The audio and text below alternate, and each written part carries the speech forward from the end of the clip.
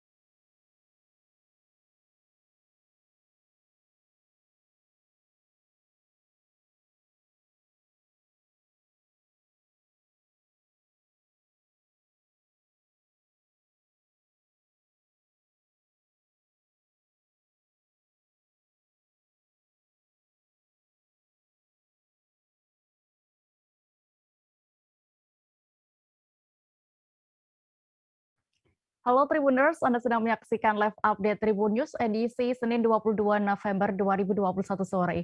Sore ini akan kami sajikan informasi teraktual dan menarik yang dilaporkan secara langsung oleh reporter kami di lapangan. Bersama saya Dea Mita, inilah live update selengkapnya. Kita menuju kabar pertama, Tribuners. Banjir di Kabupaten Sintang. Maksud kami banjir di Kabupaten Sintang sudah melanda sejak 1 bulan terakhir menjadi sorotan nasional. Selain Menteri Sosial, Kepala BNPB bahkan 2 kali datang ke Kabupaten Sintang hingga Menteri Pekerjaan Umum dan Perumahan Rakyat Basuki Hadi Mulyono. Kini banjir di Kabupaten Sintang, Kalimantan Barat kabarnya sudah surut signifikan. Informasi lengkapnya dan bagaimana keadaan terkini di Kabupaten Sintang akan disampaikan oleh rekan jurnalis Tribun Pontianak, ada rekan Agus Pujianto yang kini sudah tersambung bersama kami. Halo rekan Agus. Halo rekan Dea. Rekan Agus, bisa Anda informasikan kepada kami bagaimana, bisa Anda gambarkan kondisi terkini banjir di Kabupaten Sintang? Apakah masih ada yang mengungsi hingga saat ini? Baik rekan Dea dan Tribuners dimanapun Anda berada, dapat saya laporkan bahwa banjir di Kabupaten Sintang, Kalimantan Barat sudah surut signifikan. Beberapa ruas jalan yang 2 pekan lalu itu sempat terendam banjir, saat ini sudah berangsur pulih dan bisa dilewati oleh semua kendaraan. Kemudian banjir sudah signifikan surutnya, namun beberapa pemukiman yang berada di bantaran Sungai Kapuas dan Sungai Melawi masih terendam oleh banjir. Saat ini data sementara masih ada 3.000 lebih kepala keluarga yang mengungsi. Dea. Iya, tadi juga sudah saya singgung di awal bahwa Menteri Sosial hingga Kepala BNPB juga sudah meninjau langsung kondisi banjir di Sintang ini. Apa saat itu yang disampaikan oleh pejabat yang meninjau di Kabupaten Sintang? Baik Dea, Menteri PUPR Pak Basuki meninjau Sintang bersama Ketua Komisi 5 DPR RI Lazarus pada hari Kamis lalu. Selain meninjau kerusakan jalan yang berada di lintas Melawi yang terendam oleh banjir, Pak Basuki juga menyampaikan bahwa kerusakan lingkungan juga turut andil dalam penyebab banjir di Kabupaten Sintang. Kemudian Pak Basuki juga menyampaikan bahwa untuk solusi jangka pendek, Kementerian PUPR akan membangun geobag sebagai penahan dari arus sungai. Demikian, ya. Rekan Agus, berdasarkan informasi yang sudah Anda himpun ini, bagaimana kesiapan dari pemerintah dalam menghadapi bencana pasca banjir ini? Baik, kemarin Gubernur Kalimantan Barat Tarmizi juga sudah menyerahkan bantuan Presiden. Totalnya ada 3.000 paket. Selain bantuan paket sembako dari Presiden tersebut, juga membantu obat-obatan untuk masyarakat terdampak banjir yang membutuhkan pengobatan yang dikhawatirkan penyakit pasca banjir seperti diare, DBD, dan juga penyakit kulit. Untuk jangka panjangnya, untuk menengah, pemerintah juga bersiap untuk menghadapi dampak La Nina yang diprediksi masih akan terjadi sampai dengan Februari tahun depan. Ya. Baik, Tribuners, berikut akan kami tampilkan hasil wawancara rekan Agus bersama Menteri Pekerjaan Umum dan Perumahan Rakyat Basuki Hadi Mulyono selengkapnya. Ini baru separuh jalan ini sebetulnya. Ya, saya baru datang, baru lihat bagian. Dan ini saya kira kota Sintangnya. Oke. Kalau dilihat ini karena perjumpaan dua sungai, Kapuas dan Melawi. Oke. Kita ada di sini, ini yang banjir. Saya coba diukur dulu nanti dengan geobag karena prediksinya BMKG kan masih ada laninya nanti bulan Februari, Januari, Februari, Maret kan, itu jauh lebih besar menurut prediksi. Oke. Jadi saya akan segera bikin ini dengan geobag ya, yang panjang itu seperti yang kita bikin di Luhut Utara, ya mudah-mudahan lebih cepat. Ya, tolong masyarakat juga kerjasama yang baik untuk bisa panjangan ulang ini misalnya, mudah-mudahan. Teman saya dari Balai Sungai ini akan segera melakukan pengukuran. Geopek ya Pak? Geopek panjang, ya. Bukan karung pasir lagi sekarang, tapi adalah geopek, jadi lebih kuat. Ya. Dia mengalirkan air, tapi tidak mengalirkan sedimen. Ya. Jadi mudah-mudahan ini salah satunya. Berapa panjang Pak? Malam baru mau diukur. Oke. Nanti jangka panjangnya nanti kita lihat dulu. Ya, tapi kalau jangka pendeknya ini mungkin ini nanti. Kita beralih ke informasi berikutnya, Tribuners. Kasus mafia tanah yang merugikan keluarga artis Nirina Zubir terus diselidiki oleh pihak kepolisian. Polda Metro Jaya menjadwalkan pemeriksaan terhadap 2 tersangka oknum notaris pada hari ini Senin 22 November 2021. Mereka adalah Ina Rosaina dan Erwin Ridwan, diduga berperan dalam proses peralihan kepemilikan sertifikat tanah milik keluarga Nirina Zubir. Dan detail informasinya akan disampaikan langsung oleh rekan Fandi Permadi. Wartawan Tribun News yang kini sudah bergabung bersama kami. Halo rekan Fandi. Ya, selamat sore Tribuners dan Dea. Ya rekan Fandi, bagaimana bisa Anda informasikan perkembangan terbaru dari tadi jadwal pemeriksaan tersangka 2 oknum notaris ini yang terlibat kasus mafia tanah dengan korban keluarga Nirina Zubir? Baik, melaporkan langsung dari Polda Metro Jaya, Jakarta, bahwa pada hari Senin, tanggal 22 November 2021, dijadwalkan pemeriksaan kepada 2 tersangka kasus penyerobotan peralihan sertifikat tanah milik artis Nirina Zubir yang sedianya dilakukan pada hari ini pukul 10 pagi tadi di Ditreskrimum Polda Metro Jaya. Namun hingga pukul 3 sore tadi, kedua tersangka atas nama Ina dan Erwin ini tidak hadir dalam undangan pemeriksaan penyidik. Dan sampai pukul 4 ini memang kedua tersangka masih ditunggu oleh penyidik mengenai rencana pemeriksaan dalam kasus mafia tanah yang merugikan hingga 17 miliar ini. Dan peran keduanya ini memang diketahui sebagai seorang notaris dan juga pejabat pembuat akta tanah atau PPAT, dan diduga kuat terlibat dalam proses peralihan kepemilikan sertifikat tanah yang terjadi pada keluarga Nirina Zubir atas nama ibunya. Ya. Rekan Fadi, lalu apakah ada rencana penjadwalan ulang terkait pemeriksaan 2 tersangka oknum notaris ini, karena hingga saat ini pun juga belum hadir? Ya, tadi saya mencoba untuk mewawancarai Kepala Unit 2 Subdirektorat Harta dan Benda di Treskrimum Polda Metro Jaya, AKBP Kemas Arifin. Kemas menyebut bahwa penjadwalan ini memang sedianya dilakukan oleh penyidik terkait dengan pemeriksaan kedua tersangka ini, dan semula sudah dijadwalkan pada hari Rabu pekan lalu. Namun keduanya meminta untuk dilakukan penundaan pemeriksaan dan dijadwalkan pada hari ini, hari Senin tanggal 22 November 2021. Lalu apabila memang keduanya tidak hadir, kemungkinan besar polisi akan menjadwalkan ulang pemanggilan keduanya, dan apabila memang mereka tidak bisa hadir, penyidik berharap agar keduanya bisa kooperatif dengan memberikan surat pemberitahuan bahwa mereka tidak bisa hadir dalam pemeriksaan hari ini. Ya, lalu Fandi, apabila memang nanti jika sudah dijadwalkan kembali pemeriksaannya, namun kedua tersangka tidak hadir lagi, apakah ada kemungkinan juga pihak kepolisian akan menempuh upaya jemput paksa kepada dua tersangka itu? Ya, mengenai upaya penjemputan paksa ini memang penyidik sempat menyinggung hal tersebut, namun memang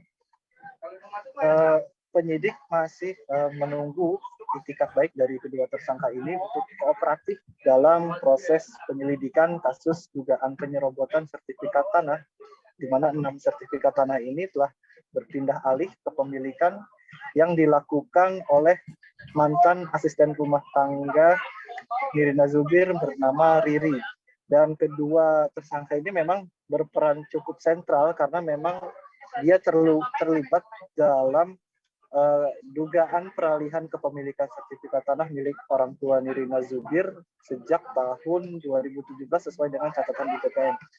Mengenai upaya penjemputan paksa sendiri, memang penyidik tidak menutup kemungkinan akan melakukan hal tersebut apabila kedua tersangka ini dinilai tidak kooperatif dalam menjalani penyidikan di Ditreskrimum Polda Metro Jaya.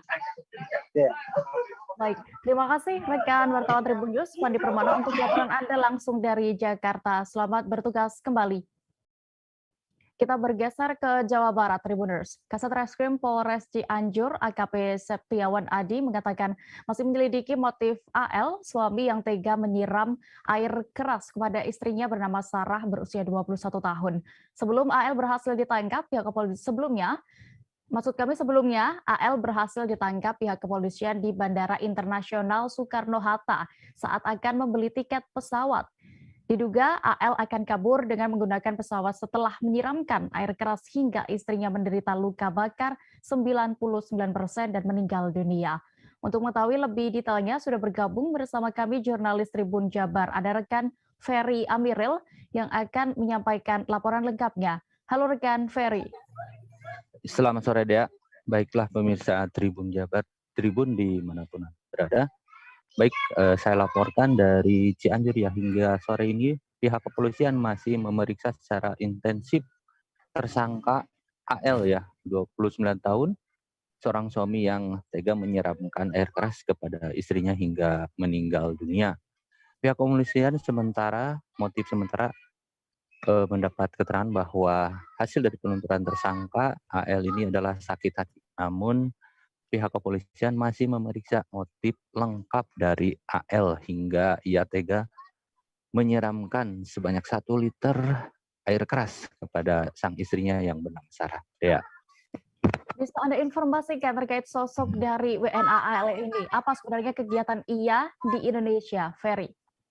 Oke, jadi dari hasil pemeriksaan sementara AL ini mempunyai usaha jual beli kayu gaharu, ya. Jadi keberadaan AL ini berada di satu kawasan di kawasan Cipanas, Puncak di Cianjur. Ia menuturkan mencari dan membeli kayu gaharu dari Indonesia untuk kemudian dijual lagi ke negara asalnya. Demikian, Dea. Lalu bagaimana berdasarkan informasi yang sudah Anda himpun dan juga sempat menemui keluarga dari korban ini, reaksi mereka dan warga Cianjur dengan kejadian ini? Oke, ini kasus ini sangat viral di Cianjur dan Jawa Barat khususnya dia karena tentu saja mengundang reaksi masyarakat Cianjur, tidak hanya masyarakat, para pejabat legislatif maupun eksekutif ya, terutama keluarga yang sangat terpukul dengan kasus ini. Mereka meminta tersangka AL dihukum mati ya, dan untuk dari kalangan legislatif juga tadi ada dorongan tersangka untuk dihukum seberat-beratnya hingga hukuman mati. Demikian juga dari kalangan eksekutif. Ya, seperti itu mungkin. Ya, baik. Tribuners, berikut akan kami tampilkan keterangan dari Kasat Reskrim Polres Cianjur AKP Septiawan Adi terkait kasus ini yang sudah berhasil didapatkan oleh rekan Ferry selengkapnya. Kita menerima laporan kemarin pada sekitar hari Sabtu pukul 1 dini hari. Kita menerima laporan di Polsek Kota Polsek Kota Cianjur bahwa terjadi ada penganiayaan berat yang melibatkan antara suami istri ya, nikah siri, yaitu warga negara asing dari Timur Tengah. Langsung kami melakukan penyelidikan, kami langsung melakukan pengejaran terhadap pelaku. Kami berkoordinasi dengan Polresta Bandara Soekarno-Hatta karena kami mendapatkan informasi yang bersangkutan melarikan diri menuju ke Tangerang. Kemudian kami langsung berkoordinasi dengan Polresta Bandara Soekarno-Hatta dan alhamdulillah kami langsung melakukan penangkapan dan kemudian kami langsung membawa pelaku ke Polres Cianjur. Kondisi korban sendiri kemana? Ya, untuk kondisi korban sendiri kemarin pada saat ditemukan dalam kondisi kritis mengalami luka bakar di sekujur tubuh. Kemudian selang beberapa waktu, kurang lebih beberapa jam kemudian, korban meninggal. Kabar berikutnya masih datang dari Jawa Barat, Tribuners. Warga Garut dikejutkan dengan unggahan sebuah akun Instagram yang memuat konten sepasang anak muda yang tengah berbuat mesum. Keduanya diduga merupakan warga Kabupaten Garut, Jawa Barat. Unggahan video mesum tersebut diketahui diunggah pada Kamis 18 November 2021 lalu. Dan bagaimana kabar selengkapnya akan disampaikan rekan Sidki Al-Ghifari, wartawan Tribun Jabar yang kini sudah bergabung bersama kami. Halo rekan Sidki. Halo. Ya, rekan Sidki, bisa Anda informasikan bagaimana kronologis bisa menyebarnya kasus video syur di Garut ini? Kronologis menyebarnya kasus video sur yang terjadi di Kabupaten Garut ini bermula dari adanya unggahan dari salah satu pengguna Instagram pada tanggal 11 November 2021. Unggahan ini terdapat 4 video tersebut memuat konten pornografi. Kemudian setelah viral, berselang 2 hari, Jumat tanggal 12 November, unggahan tersebut akhirnya di-take down. Namun netizen maupun pengguna Instagram lainnya berhasil mengunggah dan akhirnya video tersebut viral. Baik. Lalu apakah benar bahwa pemeran dari video syur di Garut ini merupakan penyanyi dangdut? Bisa Anda informasikan sosoknya bagaimana? Baik. Pemeran dari video asusila ini salah satunya pemeran perempuan berinisial RM. Dia ternyata merupakan public figure di Kabupaten Garut, dan dalam 2 tahun ini dia rutin mengikuti ajang-ajang dangdut termasuk KDI, lalu LIDA dan lain di TV-TV nasional di Indonesia. Kemudian dia juga merupakan seorang selebgram asal Garut dengan pengikut yang sudah banyak. Dari pantauan Tribun Jabar, akun TikTok yang bersangkutan yaitu RM usia 19 tahun sudah diikuti sekitar 470.000 orang. Yakni memang dia ini merupakan public figure dan sering manggung offline di Kabupaten Garut. Iya. Baik. Lalu bisa Anda informasikan untuk perkembangan kasus tersebut? Perkembangan kasus ini, baru saja Polres Garut menangkap pelaku berinisial GAS alias Adi. Adi ini merupakan kekasih dari korban yaitu RM yang merupakan manajernya sendiri. Jadi RM dengan AS ini sudah kenal sekitar 3-4 tahun yang lalu. Jadi AS ini yang pelaku yang menyebarkan video asusila tersebut. Karena memang RM ini seorang manajer, jadi dia mempunyai akses ke beberapa akun media sosial milik RM ini, yakni Instagram, TikTok, dan akun-akun lainnya. Baik. Lalu apa sebenarnya motif dari pelaku ini menyebarkan video tersebut, Sidki? pelaku motifnya memang ada hubungan asmara di antara RM dan AS ini yang tidak direstui oleh orang tua RM, sehingga pelaku nekat membagikan video asusila tersebut, keempat video asusila tersebut ke Instagram milik korban. Ini memang sebelum tanggal 11 November itu memang pelaku sudah mengupload video, potongan-potongan video asusila, namun terjadi perdamaian antara AS dengan RM. Akhirnya video tersebut di take down, namun selang 1 hari ternyata si pelaku ini menerima informasi bahwa kekasihnya ini akan dijodohkan oleh orang tuanya selain sama dia. Ya. Jadi pelaku kembali mengunggah sebagai bentuk perlawanan terhadap orang tuanya dan bentuk kekesalan terhadap orang tuanya bahwa cintanya tidak direstui. Baik. Tribuners, berikut akan kami tampilkan keterangan dari Kapolres Garut terkait kasus asusila ini selengkapnya. Waalaikumsalam.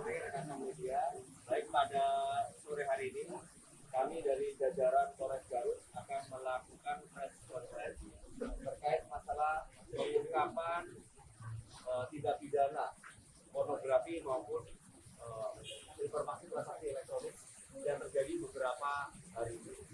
Berawal dari adanya informasi dari masyarakat terkait beredar atau viralnya di media sosial, adanya sebuah unggahan di rekaman di media sosial berdurasi kurang lebih beberapa detik terkait suatu tindakan yang mengandung rekaman atau yang mengandung konten asusila yang diduga dilakukan oleh warga Garut.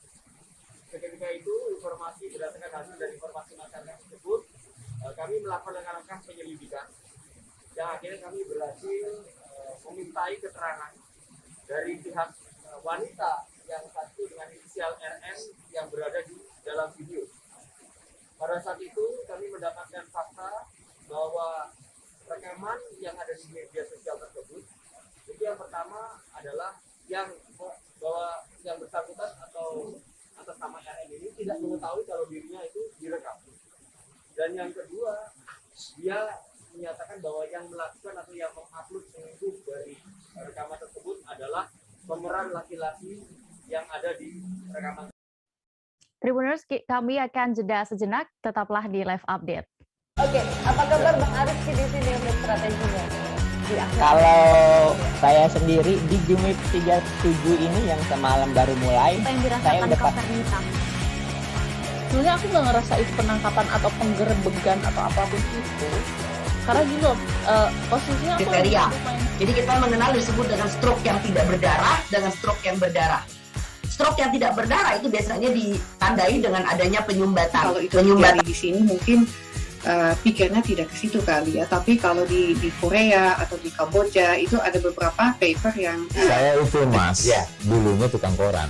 Oh gitu ya. Tukang koran. Ya, saya baca itu Pak. Tuh kan pernah baca kan? Ya.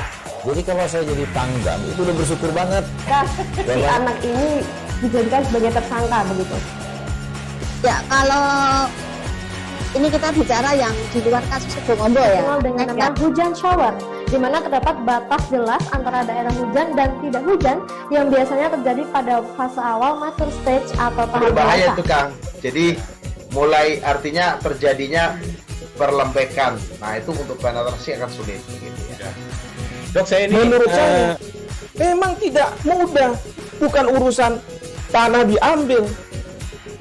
Kalau misalnya Amerika Serikat sekarang, Rasulullah mengatakan dalam sebuah hadis bahwa berpuasa di 6 hari Syawal itu. Oke, apa kabar Bang Arif di sini untuk strateginya? Kalau saya sendiri di Jumip 37 ini yang semalam baru mulai, saya udah pasti. Sebenarnya aku nggak ngerasa itu penangkapan atau penggerebegan atau apapun itu. Karena gini loh, posisinya kriteria. Jadi kita mengenal disebut dengan stroke yang tidak berdarah dengan stroke yang berdarah. Stroke yang tidak berdarah itu biasanya ditandai dengan adanya penyumbatan. Kalau itu penyumbatan di sini mungkin pikirnya tidak ke situ kali ya, tapi kalau di Korea atau di Kamboja itu ada beberapa paper yang saya itu mas, ya. Dulunya tukang koran. Oh gitu ya. Tukang koran. Ya, saya baca itu Pak. Tuh kan pernah baca kan? Ya. Jadi kalau saya jadi tanggam itu udah bersyukur banget. Si anak ini dijadikan sebagai tersangka begitu. Ya kalau ini kita bicara yang di luar kasus Situbondo ya. Dengan nama hujan shower, di mana terdapat batas jelas antara daerah hujan dan tidak hujan yang biasanya terjadi pada fase awal mature stage atau tahap berbahaya dewasa. itu Kang. Jadi mulai artinya terjadinya perlembekan. Nah itu untuk penetrasi akan sulit. Gitu ya. Dok, saya ini menurut saya memang tidak mudah, bukan urusan tanah diambil. Kalau misalnya Amerika Serikat sekarang, Rasulullah mengatakan dalam sebuah hadis bahwa berpuasa di 6 hari Syawal itu. Oke, apa kabar Bang Arief di sini untuk strateginya? Kalau saya sendiri di Jumip 37 ini yang semalam baru mulai, saya udah sebenarnya aku nggak ngerasa itu penangkapan atau penggerebegan atau apapun itu. Karena gini loh, posisinya aku kriteria. Jadi kita mengenal disebut dengan stroke yang tidak berdarah dengan stroke yang berdarah. Stroke yang tidak berdarah itu biasanya ditandai dengan adanya penyumbatan. Kalau itu terjadi di sini mungkin pikirnya tidak ke situ kali ya. Tapi kalau di Korea atau di Kamboja itu ada beberapa paper yang saya itu Mas, ya, dulunya tukang koran. Oh gitu ya. Tukang koran. Ya, saya baca itu Pak. Tuh kan, pernah baca kan? Ya. Jadi kalau saya jadi tanggam itu udah bersyukur banget. Si anak ini dijadikan sebagai tersangka begitu. Ya kalau ini kita bicara yang di luar kasus Situbondo ya. Dengan nama hujan shower, di mana terdapat batas jelas antara daerah hujan dan tidak hujan yang biasanya terjadi pada fase awal mature stage atau tahap berbahaya dewasa. itu Kang. Jadi mulai artinya terjadinya perlembekan. Nah itu untuk penetrasi akan sulit. Gitu ya. Dok, saya ini menurut saya memang tidak mudah, bukan urusan tanah diambil. Kalau misalnya Amerika Serikat sekarang, Rasulullah mengatakan dalam sebuah hadis bahwa berpuasa di 6 hari Syawal itu. Oke, apa kabar Bang Arief di sini untuk strateginya? Kalau saya sendiri di Jumip 37 ini yang semalam baru mulai, saya udah sebenarnya aku nggak ngerasa itu penangkapan atau penggerebegan atau apapun itu. Karena gini loh, posisinya aku kriteria. Jadi kita mengenal disebut. Kembali ke live update Tribuners, kita menuju kabar berikutnya. Di Kabupaten Polewali Mandar, Sulawesi Barat ternyata masih ada perkampungan yang hidup terisolir dari pembangunan. Jika ingin berpergian, warga keluar atau masuk desa, warga harus menggunakan jasa rakit. Kondisi ini disebabkan tidak adanya jembatan penghubung untuk menyeberangi sungai. Dan untuk mengetahui bagaimana keadaan di sana, sudah bergabung bersama kami rekan Hasan, wartawan dari Tribun Sulbar yang akan menyampaikan laporan lengkapnya. Halo rekan Hasan.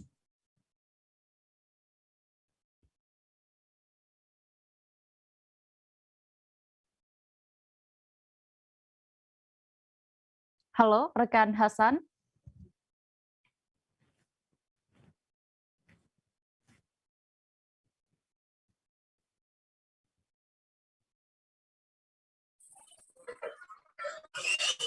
Halo rekan Hasan. Ya, halo dia. Ya, rekan Hasan, silakan dengan informasi Anda bagaimana terkait kondisi ini. Apakah memang tidak ada jalan alternatif lain selain menyeberang? Ya, betul sekali dia. Memang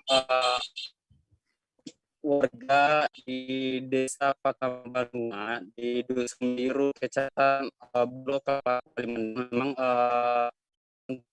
tidak memiliki jembatan penyeberangan, dan salah satunya jalan alternatif adalah ia harus menggunakan jasa menyeberangi sungai.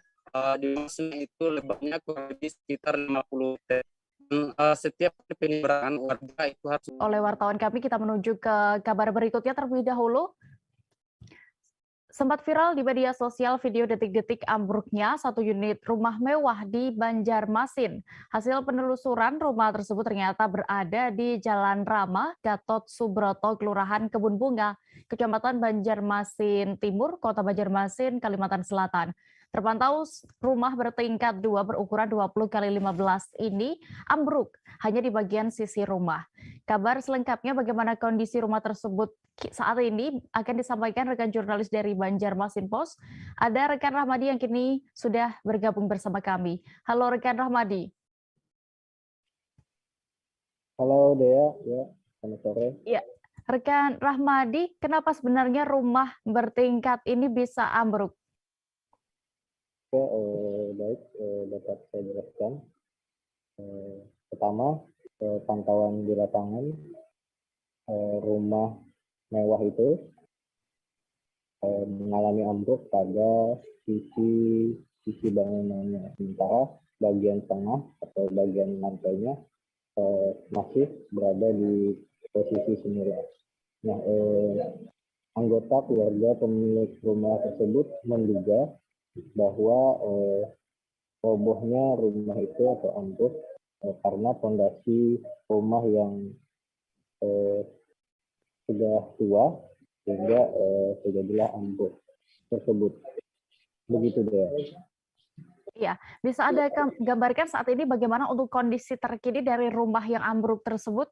Oke, setelah ambruk pada hari Sabtu kemarin, tepatnya pada sore hari, posisi rumah itu masih belum berubah, masih tersisa puing-puing sisa bangunan di sekitar rumah dan sejumlah barang-barangnya pun masih ada di dalam rumah. Begitu deh. Baik, rekan Rahmadi, lalu berapa berdasarkan informasi yang sudah Anda himpun kerugian yang dialami oleh pemilik rumah akibat kejadian tersebut? Baik, menurut informasi yang didapat, kerugian atas ambruknya rumah mewah ini sekira 3 miliar lebih, karena untuk bangunan rumahnya saja sudah seharga 3 miliar. Belum lagi ditambah dengan harta benda yang ada di dalam rumah tersebut. Begitu deh. Baik, Tribuners, berikut akan kami tampilkan hasil wawancara rekan Rahmadi bersama pemilik rumah yang ambruk ini selengkapnya. Kondisi rumah ini seperti apa awalnya? Oh, kondisi rumah ini sebetulnya kan udah lama kosong. Yang ngawasin aku sini kan, cuma datang bosnya datang. Ya sebulan 2 bulan kali datang ngawasi rumah ini kan. Nah terus tuh seminggu sebelum kejadian itu memang ada bunyi yang apa nah kerak-kerak itu kan. Nah seminggu saya laporkan sama bos, itu kayaknya ada masalah di rumah itu, ya kan. Apa nih? Fondasinya ya? Fondasi kayak bilang gitu kan. Ya bos diawasin, ada dilihatin apa yang di bawah itu, bawah yang rusak patah. Nah setelah itu bos datang hari Sabtu tuh jam 3 datang dari Banjar kan 1 jam, baru datang sini jam 4 bos datang menyaksikan rumah ini. Kejadian rumah ini jam 5 kurang 20 pas kejadian rumahnya roboh. Kondisi dalam keadaan kosong lah. Kondisi kosong. Cuman harta bendanya habis masuk ke dalam. Oh. Jadi amblasnya ke dalam. Dugaan apa Jang? Dugaan mungkin ini waktu pembangunan itu pembangunan ini fondasi bawahnya nggak kuat gitu, kayaknya gitu. Karena amblasnya yang sisi-sisinya aja. Jadi yang di tengah itu naik ke atas, sisinya turun ke bawah. Kalau dilihat rumah ini nilainya berapa Om? Kerugian itu? Kerugian ini kalau nilai rumah ini kita 3 M lebih. Untuk pemiliknya asli dari mana? Benda harta benda di dalam. Benda hartanya masih banyak. Kalau dilihat bangunannya sudah berapa lama Om? Ya sekitar 15 tahunan. 15 tahunan ya. 15 tahunan. Pemiliknya tadi asal dari mana Bang? Apanya? Pemiliknya siapa Om? Pemiliknya Pak Jepri. Dari mana? Dari Banjar juga. Oh, Banjar juga. Jangan dari Banjar ke Jakarta terus. Oh. Jangan di Banjar. Penghuninya ada berapa? Penghuninya ada berapa? Penghuninya kan saya, itu kebenaran saya, itu dia di sana. Cuman saya yang diberikan kepercayaan menjaga rumah ini. Kita beralih ke Jawa Timur. Bupati Pamekasan Badru Tamam mendatangi lokasi rumah roboh di Desa Palengan Lauk, Kecamatan Palengaan pada Jumat 12 November 2021 lalu. Rumah yang roboh ini maksud kami merupakan milik dari Ali Budin, warga Dusun Perapatan, Desa Palengaan Lauk, Kecamatan Palengaan, Pamekasan, Bupati datang membawa sejumlah bantuan sembako untuk pemilik rumah. Selengkapnya akan disampaikan rekan wartawan Tribun Madura, ada Kuswanto Ferdian yang kini sudah bergabung bersama kami. Halo rekan Kuswanto. Halo rekan Dea, selamat sore menjelang petang bersama dengan saya Kuswanto Ferdian, reporter dari tribunmadura.com. Ya baik, Kuswanto, bisa Anda informasikan apakah sudah ada informasi terkait penyebab dari rumah tersebut bisa roboh? Baik, berdasarkan informasi yang sudah saya himpun dari kepala desa setempat, rumah tersebut roboh akibat diterpa angin kencang yang melanda wilayah setempat sekitar pukul 11. Berdasarkan informasi hingga saat ini yang saya peroleh, tidak ada korban jiwa yang akibat dari rumah tersebut yang roboh. Begitu rekan Dea. Apa saja bantuan yang saat itu diberikan oleh Bupati Pamekasan saat meninjau rumah tersebut? Baik, saat Bupati Badur Tama meninjau rumah roboh tersebut, beliau bersama dengan Sekda Pamekasan, terus Kadinsos Pamekasan, dan juga bersama dengan Kepala Desa setempat. Ada sejumlah bantuan yang dibawa oleh Bupati Pamekasan saat itu. Yang pertama yaitu bantuan paket sembako, peralatan dapur, peralatan sekolah, tali asih, dan juga beberapa perabotan rumah tangga yang langsung diberikan kepada keluarga dari rumah roboh tersebut. Namun rekan Dea, saat Bupati Badur Tama memberikan bantuan tersebut, ada momen yang sangat mengharukan, yaitu Nenek Ali Budin, nenek dari pemilik rumah, menyambangi Pak Bupati, langsung menangis di pangkuan beliau, dan Bupati Badur Tama langsung memeluk Nenek Ali Budin, sembari memberikan arahan atau memberikan masukan dan memberikan penenang terhadap Nenek Ali Budin ini supaya sabar dan tetap tenang menghadapi cobaan yang sudah dialami dari keluarga Nenek Ali Budin. Nah, saat itu Nenek Ali Budin meminta kepada Bupati Pamekasan agar rumah yang roboh tersebut segera diperbaiki. Dan saat itu Bupati Badur Tama langsung menyuruh kepala desa setempat untuk rumah tersebut agar didata agar nantinya untuk diusulkan diberikan bantuan. Begitu rekan Dea. Iya, lalu Kuswanto, berdasarkan informasi juga yang sudah Anda himpun, apakah saat rumah tersebut roboh memakan korban jiwa? Tidak ada, rekan Dea. Sampai saat ini, berdasarkan informasi yang saya himpun, saat rumah tersebut roboh tidak ada korban jiwa. Kebetulan saat itu keluarga yang menempati rumah tersebut sedang tidak berada di rumah. Begitu pula di keluarga ini juga memiliki seorang anak, tapi anaknya sedang berada di pondok. Begitu rekan Dea. Baik, terima kasih rekan wartawan Tribun Madura, Kuswanto Ferdian untuk laporan Anda. Selamat kembali bertugas. Kita beralih ke informasi berikutnya. Pemerintah Kabupaten Muba baru saja meluncurkan program ASN Muba Peduli. Sebanyak 40 ton beras yang sudah dipersiapkan untuk 4.000 KK di seluruh kecamatan dalam Kabupaten Muba.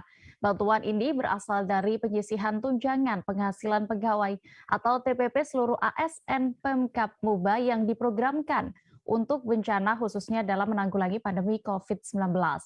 Informasi lengkapnya akan disampaikan oleh rekan Fajri, jurnalis Sriwijaya Post yang kini sudah bergabung bersama kami. Halo rekan Fajri.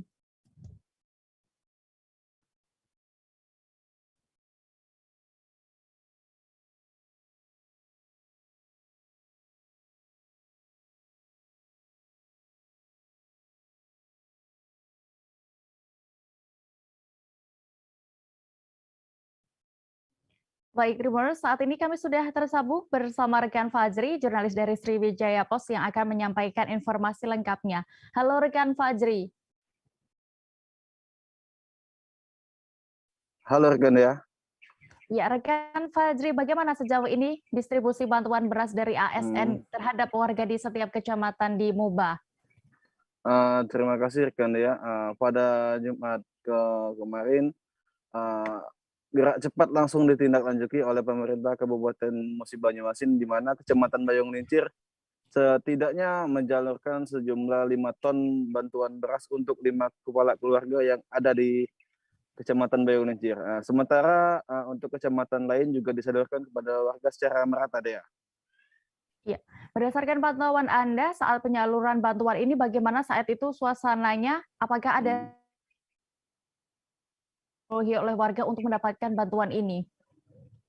Terima kasih rekan Dea. Warga yang menerima bantuan tersebut merasa sangat terbantu dengan adanya program kepedulian kepada masyarakat yang bisa dikatakan ekonomi bawah dari semua ASN.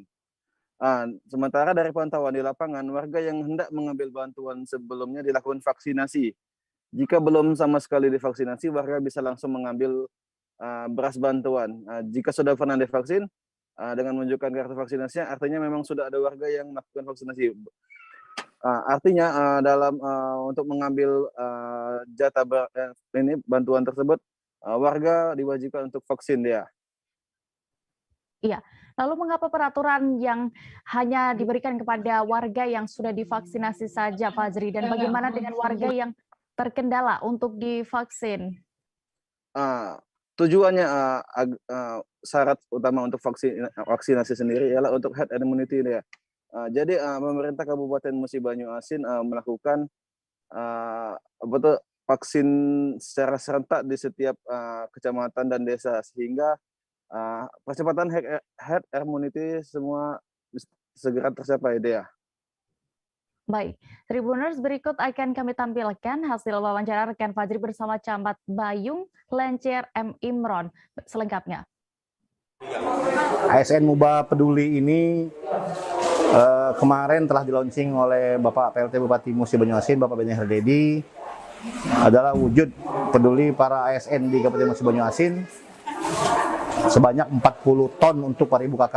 Sementara ini Kecamatan Bayung Lincir mendapat kuota sebanyak 5 ton untuk 500 KK yang dibagikan kepada masyarakat yang tidak mampu di Kecamatan Bayung Lincir. Sekaligus sesuai arahan dari Bapak PLT Bupati Musi Banyuasin agar menggelar vaksin kepada masyarakat di saat membagikan ASN Muba Peduli ini di kecamatan masing-masing. Kami, Kecamatan Bayung Lincir, alhamdulillah langsung mengadakan kegiatan vaksinasi bagi masyarakat penerima bantuan ASN Muba Peduli pada hari ini.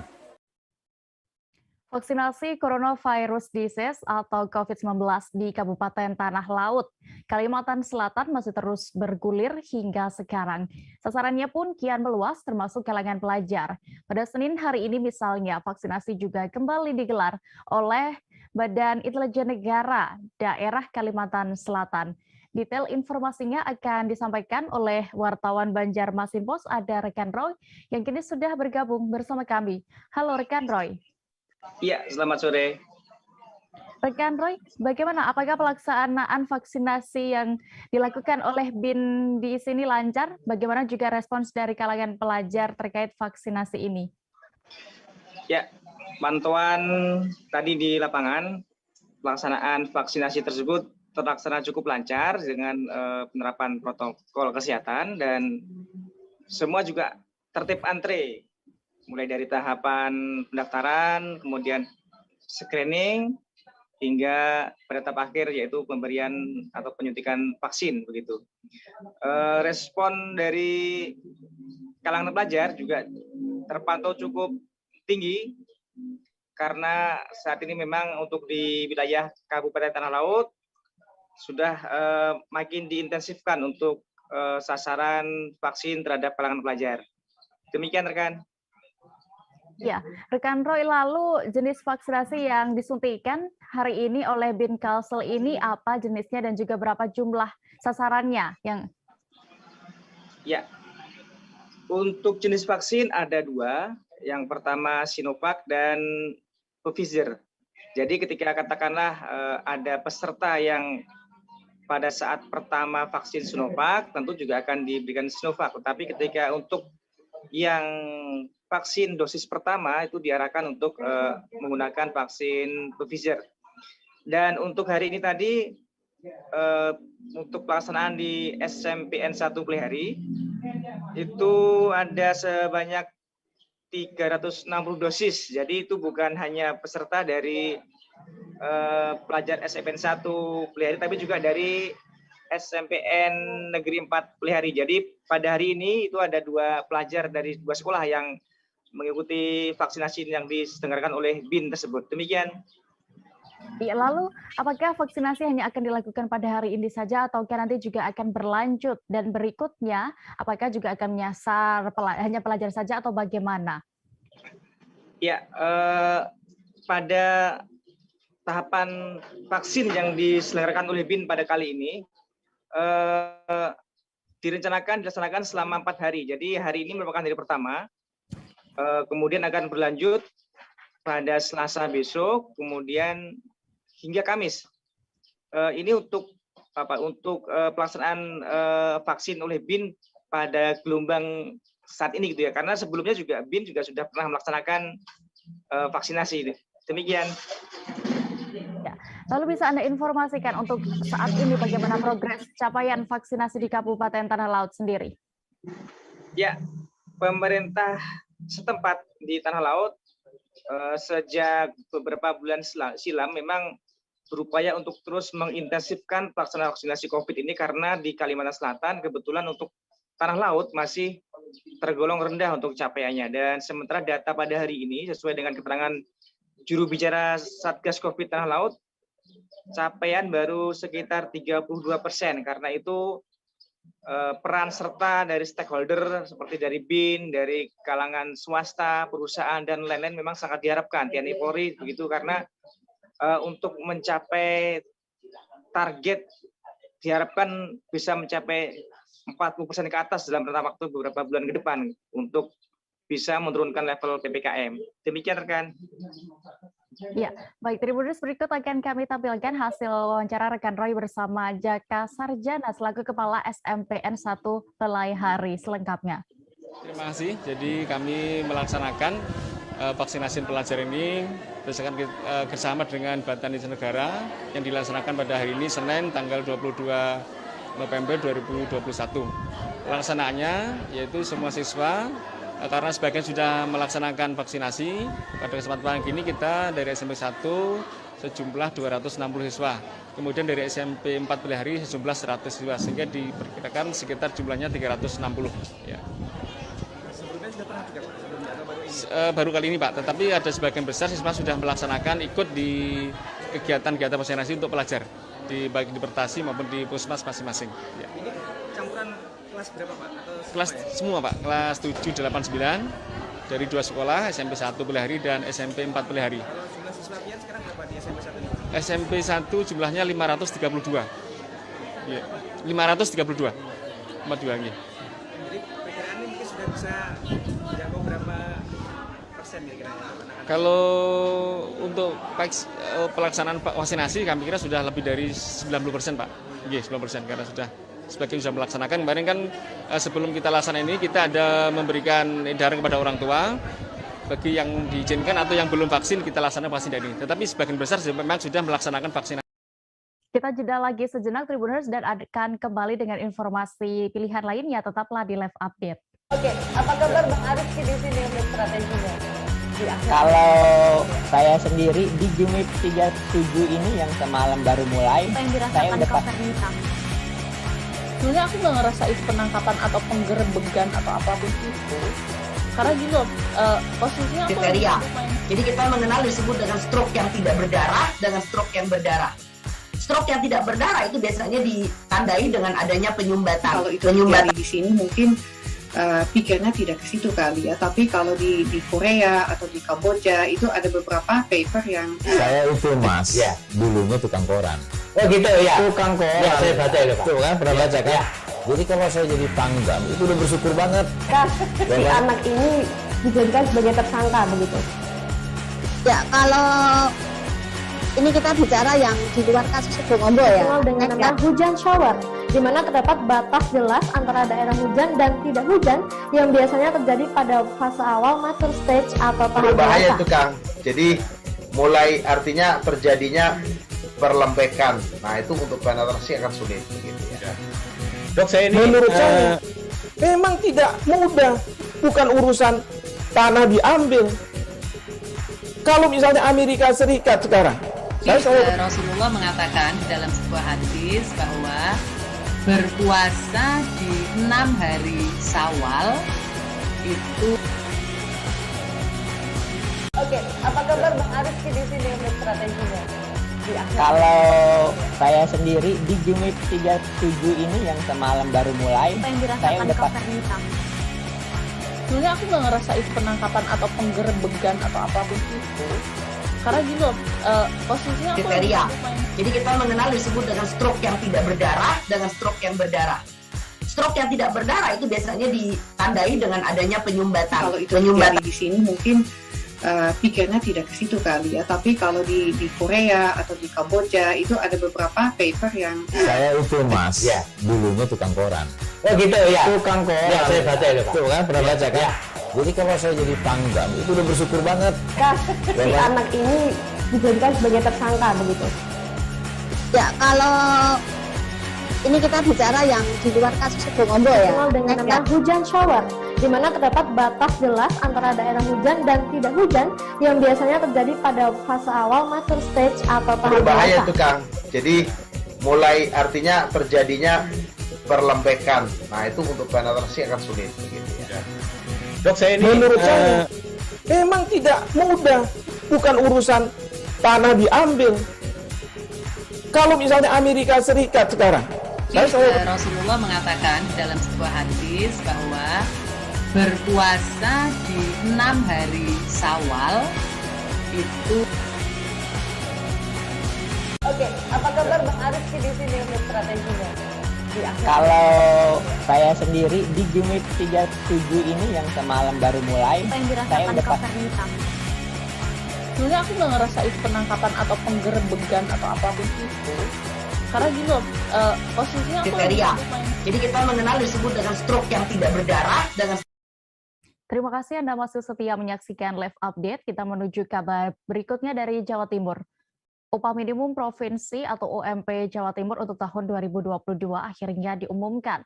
UMP Jawa Timur tahun 2022 mendatang diputuskan naik sebesar Rp22.790.000. PLH Sekda Prof Jawa Timur Heru Cahyono menjelaskan bahwa penentuan UMP tahun 2022 didasarkan atas beberapa landasan. Dan untuk mengetahui informasi lengkapnya akan disampaikan oleh wartawan Surya, ada rekan Fatimatus Zahro yang kini sudah terhubung bersama kami. Halo rekan Zahro. Ya, selamat sore Dea. Rekan Zahro, bisa Anda informasikan apa yang menjadi dasar penetapan UMP di Jawa Timur untuk tahun 2022 ini? Ya, terima kasih. Pemerintah Provinsi Jawa Timur telah mengumumkan untuk besaran upah minimum provinsi untuk tahun 2022, di mana pemerintah Provinsi Jawa Timur menetapkan bahwa ada kenaikan sebesar Rp22.790 untuk UMP tahun 2022 mendatang.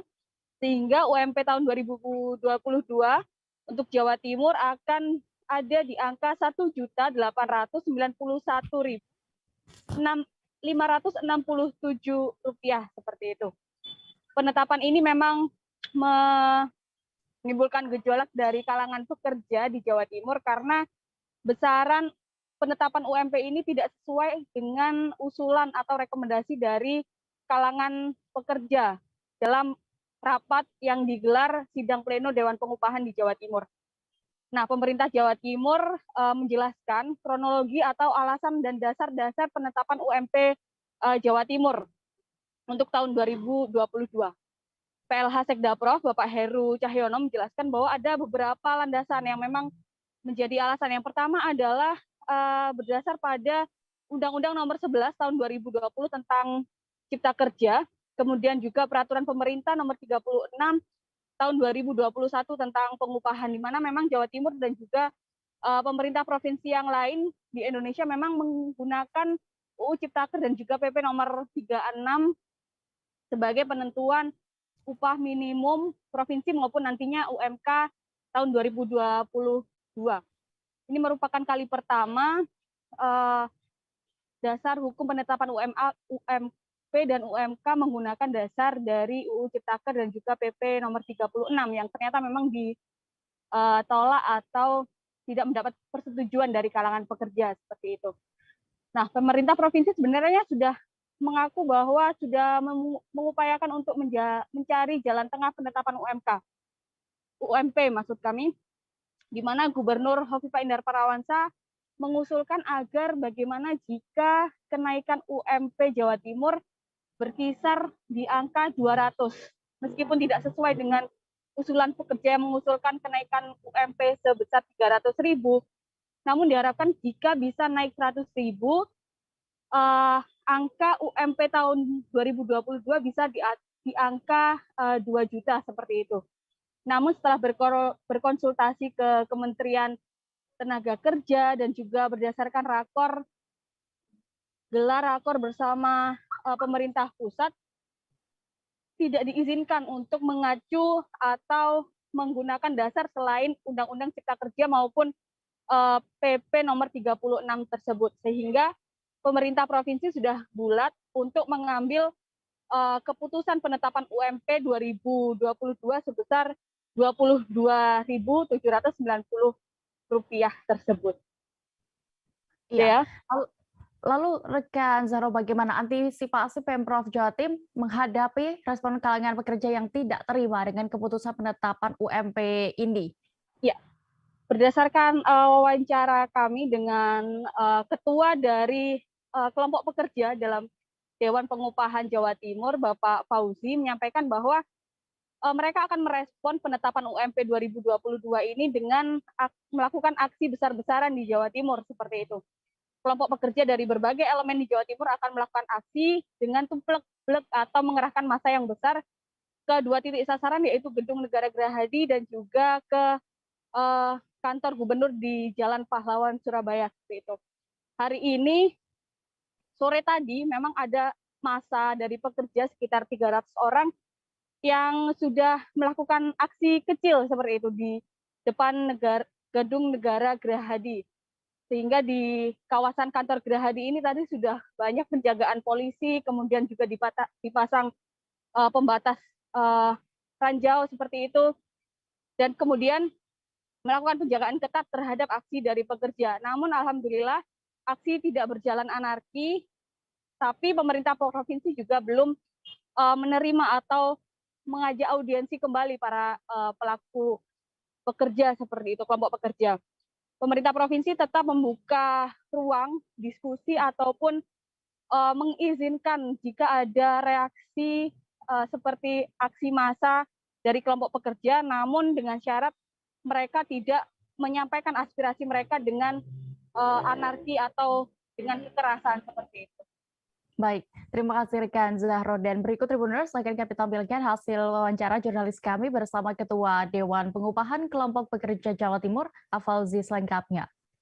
Ini presiden buruk bagi rakyat pekerja, rakyat buruh di seluruh Jawa Timur dan di seluruh Indonesia. Maka untuk itu saya akan menjawab persoalan ini dengan 1 minggu ini akan ada gerakan massa besar di Jawa Timur yang insya Allah semua aliansi serikat pekerja kecil menengah besar akan tumplek-plek ke kantor Gerahadi atau Jalan Pahlawan kantor gubernur untuk menyuarakan ketidakadilan ini. Bayangkan kalau naik 22.000 itu baru 41 tahun kita akan ketemu kesejahteraan untuk pekerja dan buruh itu.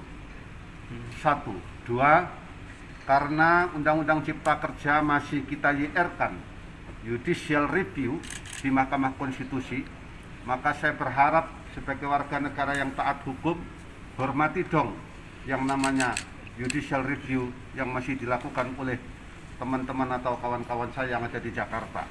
Yang ketiga, UMP di Jawa Timur masih terendah di antara provinsi-provinsi yang lain di seluruh Indonesia. Maka kami menyuarakan agar naik 300.000 minimal 275.000 ton, bukan tanpa dalil, bukan tanpa ada dasar hukum. Untuk itu kami semua menghargai ini keputusan Ibu Gubernur yang minggu ini akan ditandatangani segera 10 hari ke depan, namanya UMK. Jadi umur UMP ini hanya 10 hari. Setelah ditandatangani UMK yang minggu depan akan kita sidangkan di minggu-minggu ini, otomatis UMP ini tidak akan berlaku. Walaupun hanya formalitas, tetapi sungguh menyayat keputusan Ibu Gubernur ini, maka bersama-sama kawan saya, seluruh buruh, seluruh pekerja di Jawa Timur akan tumplek-plek menyuarakan tentang ketidakadilan ini. Terima kasih. Itu dalam minggu ini. Itu artinya berarti buruh tidak setuju dengan ini kondisinya. Oke. Jalan alternatif menuju Bandara Abdul Rahman Saleh di Dusun Ploso Kerep, Desa Dengkol, Kecamatan Singosari, Kabupaten Malang yang rusak sejak bertahun-tahun lalu tak kunjung diperbaiki. Kondisi jalan makin parah saat musim hujan. Lubang-lubang jalan tersebut pun tak ubahnya menjadi genangan penuh lumpur. Selengkapnya akan disampaikan rekan jurnalis Surya Malang, ada rekan Erwin Wicaksono yang kini sudah terhubung bersama kami. Halo rekan Erwin. Halo rekan Dea. Rekan Erwin, bisa Anda gambarkan bagaimana untuk kondisi terkini kerusakan jalan yang dikabarkan sudah rusak selama bertahun-tahun itu? Ya, baik, terima kasih.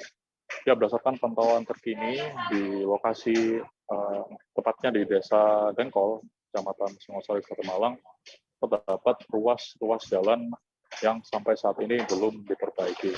Kabarnya berdasarkan informasi dari warga setempat, jalan tersebut telah rusak dan tidak layak untuk dilewati sejak bertahun-tahun, atau lebih tepatnya sekitar 3 tahun lebih seperti itu.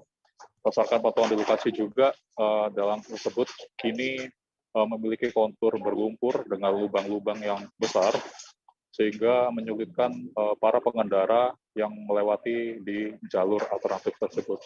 Perlu saya sampaikan juga bahwasanya jalur ini merupakan jalur alternatif menuju kawasan Bandara Abdurrahman Saleh Malang dari rute Singosari menuju Pakis seperti itu. Dan sekarang kondisi jalan tersebut masih terbengkalai dan tidak ada perbaikan sampai saat ini. Begitu rekan Dea. Baik, lalu apakah sudah diketahui apa sebenarnya yang membuat Pemkab Malang hingga kini belum juga memperbaiki jalan tersebut? Ya, baik. Berdasarkan informasi yang kami dapatkan dari Sekretaris Daerah Kabupaten Malang, Wahyu Hidayat, menerangkan bahwasannya perbaikan jalan masih belum bisa dilakukan karena menunggu pembahasan RAPBD tahun 2022. Padahal di sisi lain, jalan ini sudah rusak sejak bertahun-tahun, atau lebih tepatnya kata warga sekitar 3 tahun lalu. Sehingga hal tersebut menjadi alasan kenapa jalan alternatif di Desa Dengkol ini masih belum juga diperbaiki hingga sekarang. Seperti itu, rekan Dea. Ya, rekan Erwin, lalu apakah juga sudah ada informasi terkait kapan nantinya pembangunan jalan ini bisa dilakukan? Ya, masih dari informasi dari yang kami dapatkan dari Sekretaris Daerah, Wahyu Hidayat mengatakan perbaikan jalan di Dengkol sendiri diupayakan bisa dilakukan pada akhir November 2021 ini. Namun berdasarkan pantauan di lokasi hingga tanggal saat ini, yakni 22 November, masih belum ada perbaikan yang berarti di jalan rusak tersebut. Sehingga alhasil membuat warga harus bersabar melewati jalan-jalan penuh genangan air dan becek. Seperti itu, rekan Dea. Baik, berikut Tribuners akan kami tampilkan hasil wawancara rekan Erwin bersama Sekretaris Daerah Kabupaten Malang, Wahyu Hidayat selengkapnya. Insya Allah sudah, ya. Jadi sudah masuk, hanya karena ini sedikit terlambat karena kan kita dalam menuju ke APBD perubahan ini, kita kan ada beberapa kali, ada 3 kali perubahan penjabaran. Nah, dengan perubahan penjabaran itu mereka kan tidak bisa melaksanakan fisiknya karena harus menunggu legalnya dari perubahan penjabaran. Jadi insya Allah kalau saya ke Dinas Bina Marga, insya Allah itu juga sudah masuk dalam APBD perubahan ini. Target untuk sudah mulai dikerjakan perbaikannya nanti dimulai kapan, Pak? Sekarang dalam proses administrasi, karena kan dalam penambalan seperti itu kan tidak lama, ya. Jadi nanti secara administrasi insya Allah mungkin akhir November ini sudah mulai berjalan. Ya. Kira-kira untuk anggaran sendiri dianggarkan berapa untuk perbaikan di jalan tersebut? Mengingatkan itu sudah lama juga. Ya. Nah, kalau dari ini besarannya itu yang karena kan sudah rinci kan itu ya. Dari Jawa Timur, kita menuju ke Papua, Tribuners. Numbai Creative Festival atau NCF 2021 telah berlangsung di Taman Imbi, Kota Jayapura. Manfaat gelaran festival ini pun benar-benar dirasakan oleh para pelaku usaha mikro kecil menengah atau UMKM yang turut meramaikan acara tersebut. Dalam sehari, para UMKM yang menjajakan aneka kerajinan dan sejumlah makanan itu informasinya bisa meraup keuntungan bersih sekira Rp1 juta.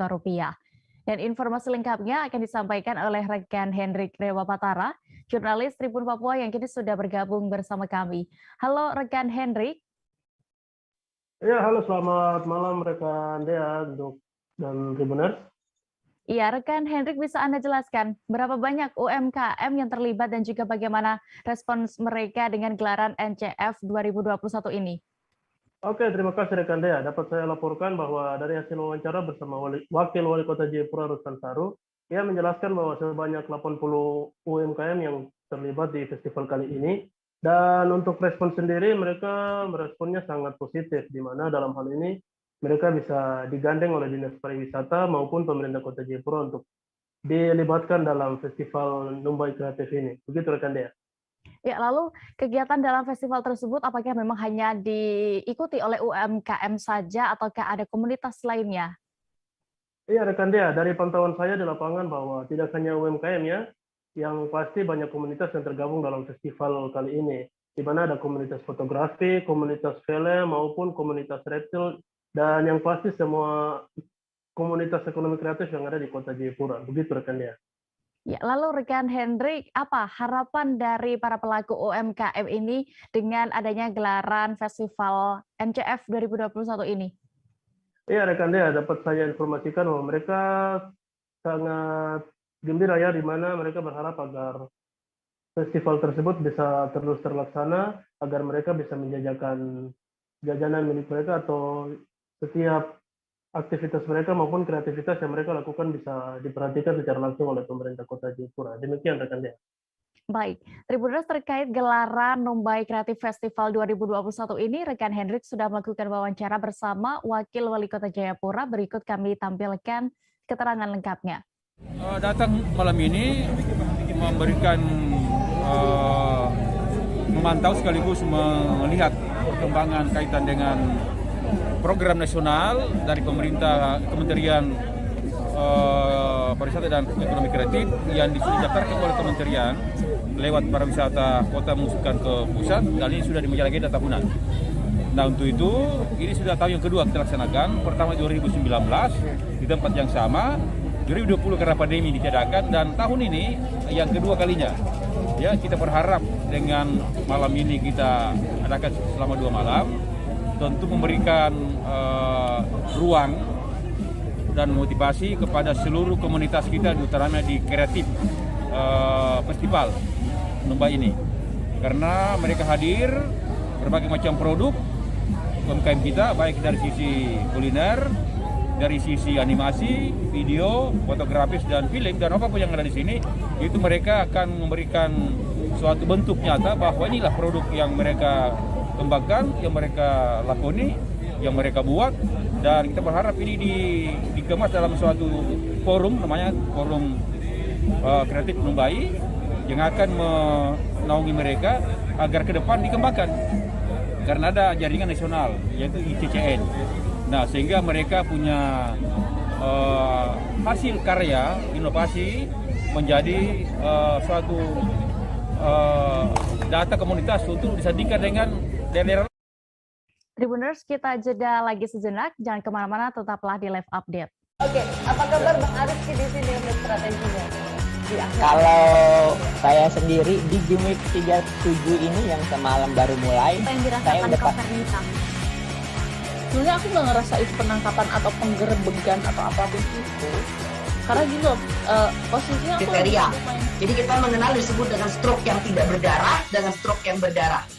Stroke yang tidak berdarah itu biasanya ditandai dengan adanya penyumbatan. Kalau itu terjadi di sini mungkin pikirnya tidak ke situ kali ya. Tapi kalau di Korea atau di Kamboja itu ada beberapa paper yang saya itu Mas, ya, dulunya tukang koran. Oh gitu ya. Tukang koran. Ya, saya baca itu Pak. Tuh kan pernah baca kan? Ya. Jadi kalau saya jadi pangdam itu udah bersyukur banget. Si anak ini dijadikan sebagai tersangka begitu. Ya, kalau ini kita bicara yang di luar kasus Sebongombo ya. Dengan nama hujan shower, di mana terdapat batas jelas antara daerah hujan dan tidak hujan yang biasanya terjadi pada fase awal mature stage atau tahap berbahaya dewasa. itu Kang. Jadi mulai artinya terjadinya perlembekan. Nah itu untuk penetrasi akan sulit begitu ya. Dok, saya ini menurut saya memang tidak mudah, bukan urusan tanah diambil.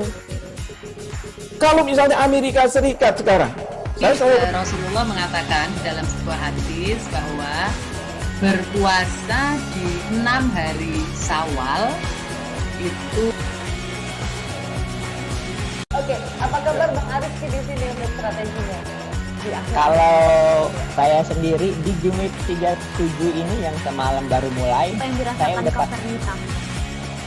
sebenarnya aku nggak ngerasa itu penangkapan atau penggerebegan atau apapun itu, karena gini loh, posisinya aku kriteria. Jadi kita mengenal disebut dengan stroke yang tidak berdarah dengan stroke yang berdarah. Stroke yang tidak berdarah itu biasanya ditandai dengan adanya penyumbatan. Kalau itu terjadi di sini mungkin pikirnya tidak ke situ kali ya, tapi kalau di Korea atau di Kamboja itu ada beberapa paper yang saya itu mas, ya, dulunya tukang koran. Oh gitu ya, Tukang koran. Ya, saya baca itu Pak. Tuh kan, pernah baca kan? Ya. Jadi kalau saya jadi pangdam itu udah bersyukur banget. Si anak ini dijadikan sebagai tersangka begitu. Ya, kalau ini kita bicara yang di luar kasus Bongombo ya, dengan nama hujan shower, di mana terdapat batas jelas antara daerah hujan dan tidak hujan yang biasanya terjadi pada fase awal mature stage atau tahap berbahaya dewasa. itu Kang. Jadi mulai artinya terjadinya perlembekan. Nah itu untuk penetrasi akan sulit. Begitu, ya. Dok, saya ini menurut saya memang tidak mudah, bukan urusan tanah diambil. Kalau misalnya Amerika Serikat sekarang, Rasulullah mengatakan dalam sebuah hadis bahwa berpuasa di 6 hari Syawal itu. Oke, apa kabar Bang Arif di sini untuk strateginya? Kalau saya sendiri di Jumip 37 ini yang semalam baru mulai, saya udah sebenarnya aku nggak ngerasa itu penangkapan atau penggerebegan atau apapun itu, karena gini loh, posisinya aku kriteria. Jadi kita mengenal disebut dengan stroke yang tidak berdarah dengan stroke yang berdarah. Stroke yang tidak berdarah itu biasanya ditandai dengan adanya penyumbatan. Kalau itu terjadi di sini mungkin pikirnya tidak ke situ kali ya, tapi kalau di Korea atau di Kamboja itu ada beberapa paper yang saya itu mas, ya, dulunya tukang koran. Oh gitu ya, Tukang koran. Ya, saya baca itu Pak. Tuh kan, pernah baca kan? Ya. Jadi kalau saya jadi pangdam itu udah bersyukur banget. Si anak ini dijadikan sebagai tersangka begitu. Ya, kalau ini kita bicara yang di luar kasus Bongombo ya, dengan nama hujan shower, di mana terdapat batas jelas antara daerah hujan dan tidak hujan yang biasanya terjadi pada fase awal mature stage atau tahap berbahaya dewasa. itu Kang. Jadi mulai artinya terjadinya perlembekan. Nah itu untuk penetrasi akan sulit. Begitu, ya. Dok, saya ini menurut saya memang tidak mudah, bukan urusan tanah diambil. Kalau misalnya Amerika Serikat sekarang, Rasulullah mengatakan dalam sebuah hadis bahwa berpuasa di 6 hari Syawal itu. Oke, apa kabar Bang Arif di sini untuk strateginya? Kalau saya sendiri di Jumip 37 ini yang semalam baru mulai, saya udah sebenarnya aku nggak ngerasa itu penangkapan atau penggerebegan atau apapun itu, karena gini loh, posisinya aku kriteria. Jadi kita mengenal disebut dengan stroke yang tidak berdarah dengan stroke yang berdarah. Stroke yang tidak berdarah itu biasanya ditandai dengan adanya penyumbatan. Kalau itu terjadi di sini mungkin pikirnya tidak ke situ kali ya, tapi kalau di Korea atau di Kamboja itu ada beberapa paper yang saya itu mas, ya, dulunya tukang koran. Oh gitu ya, Tukang koran. Ya, saya baca itu Pak. Tuh kan, pernah baca kan? Ya. Jadi kalau saya jadi pangdam itu udah bersyukur banget. Si anak ini dijadikan sebagai tersangka begitu. Ya, kalau ini kita bicara yang di luar kasus Bongombo ya, dengan nama hujan shower, di mana terdapat batas jelas antara daerah hujan dan tidak hujan yang biasanya terjadi pada fase awal mature stage atau tahap berbahaya dewasa. itu Kang. Jadi mulai artinya terjadinya perlembekan. Nah itu untuk penetrasi akan sulit. Begitu, ya. Dok, saya ini menurut saya memang tidak mudah, bukan urusan tanah diambil. Kalau misalnya Amerika Serikat sekarang, Rasulullah mengatakan dalam sebuah hadis bahwa berpuasa di 6 hari Syawal itu. Oke, apa kabar Bang Arif di sini untuk strateginya? Kalau saya sendiri di Jumip 37 ini yang semalam baru mulai, saya udah sebenarnya aku nggak ngerasa itu penangkapan atau penggerebegan atau apapun itu. Karena gini loh, posisinya aku kriteria. Jadi kita mengenal disebut dengan stroke yang tidak berdarah dengan stroke yang berdarah.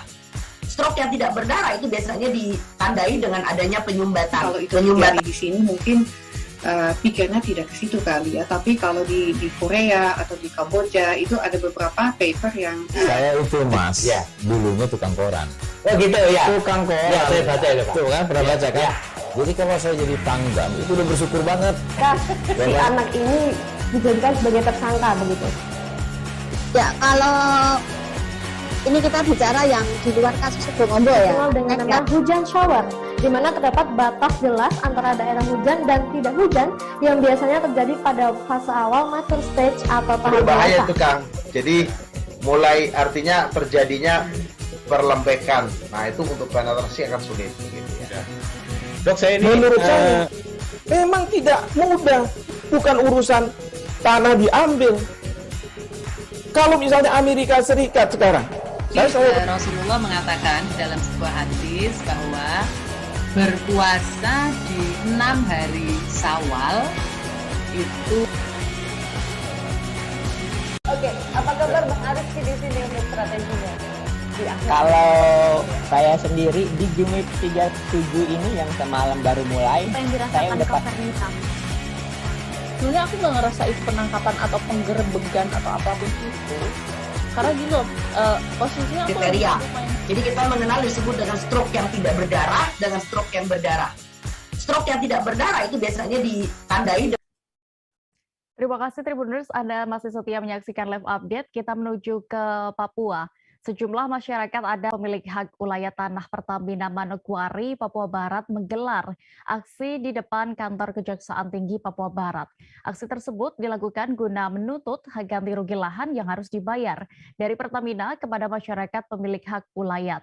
Pasalnya berdasarkan hasil putusan Pengadilan Negeri Manokwari menyatakan bahwa lahan sengketa kedua pihak itu dimenangkan oleh masyarakat adat setempat. Untuk mengetahui lebih detailnya, sudah bergabung bersama kami rekan Sahwan Asari Raharusun, wartawan dari Tribun Papua Barat, yang akan menyampaikan laporan lengkapnya. Halo rekan Sahwan. Halo Dea. Ya rekan Sahwan, bisa Anda informasikan hal apa ya sebenarnya yang membuat sehingga masyarakat pemilik hak ulayat ini menggelar aksi di Kejaksaan Tinggi Papua Barat? Iya, Dea dan juga Tribuners dimanapun Anda berada.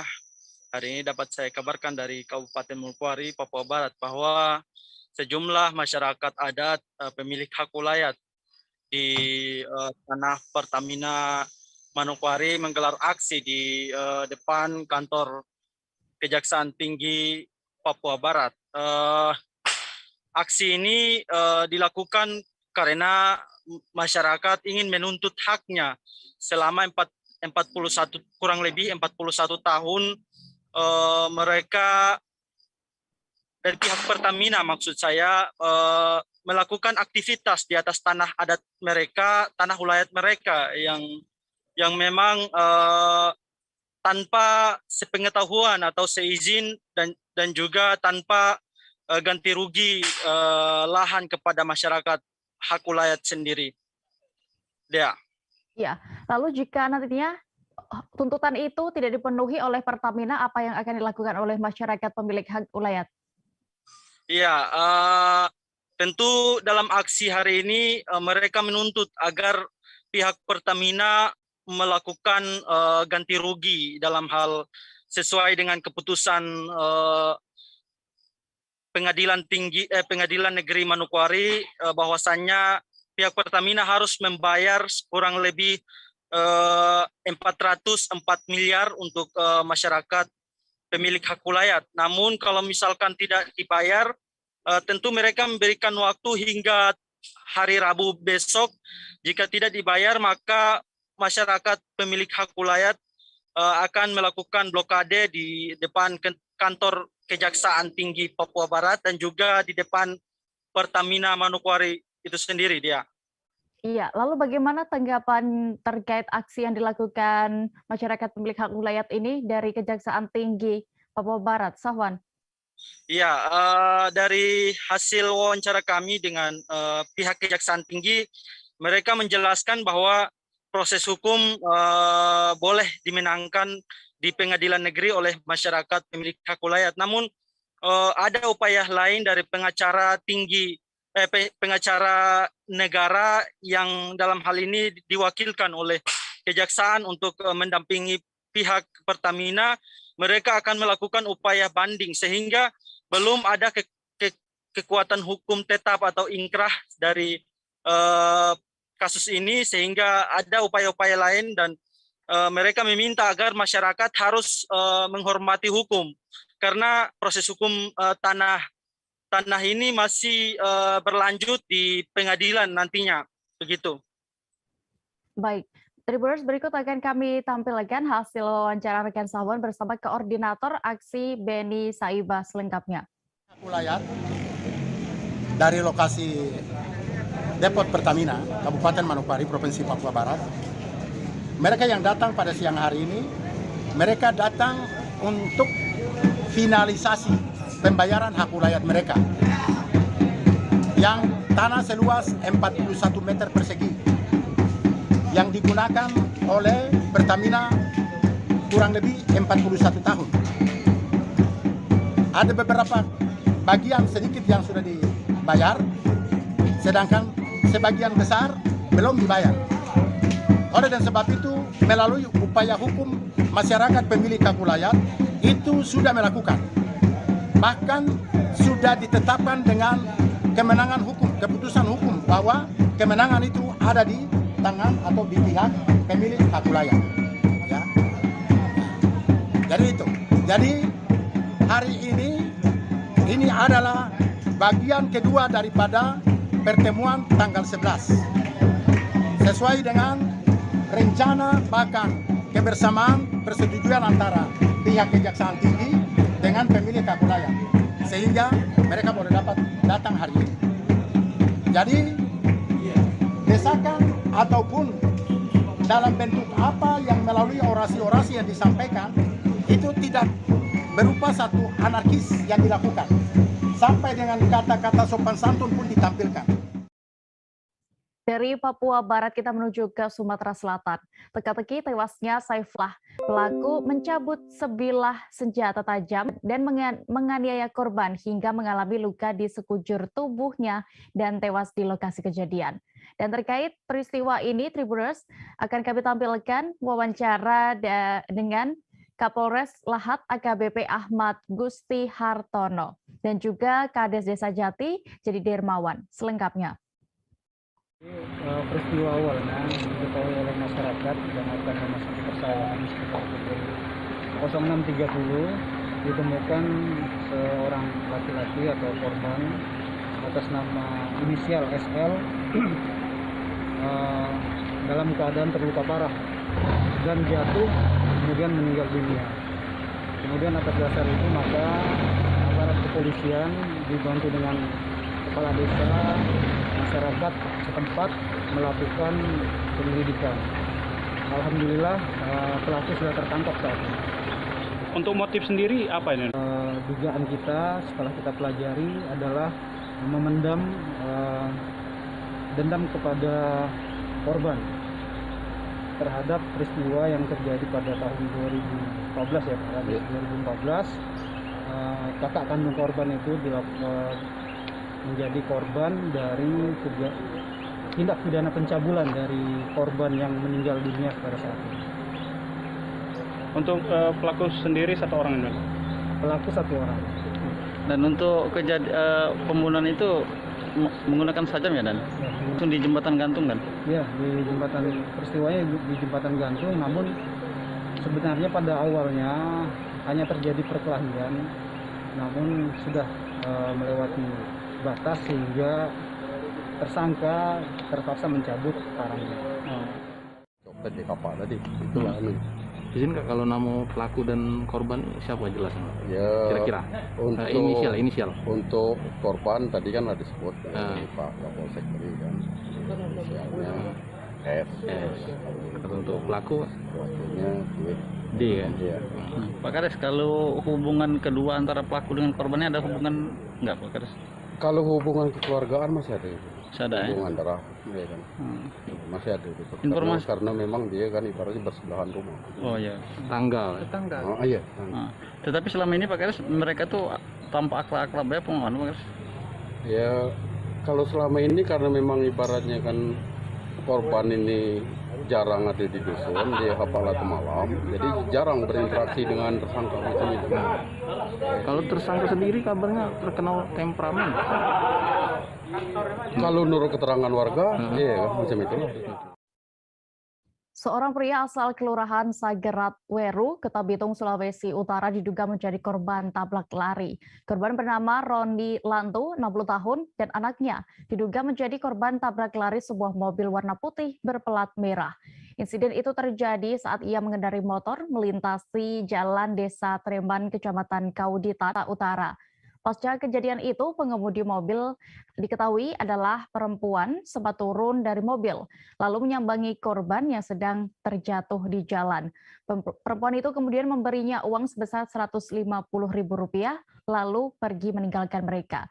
Akibat peristiwa itu, korban dan anaknya yang masih kecil sempat menjalani perawatan di rumah sakit. Mereka dibawa ke rumah sakit JKPP dan pemerintahan kelurahan.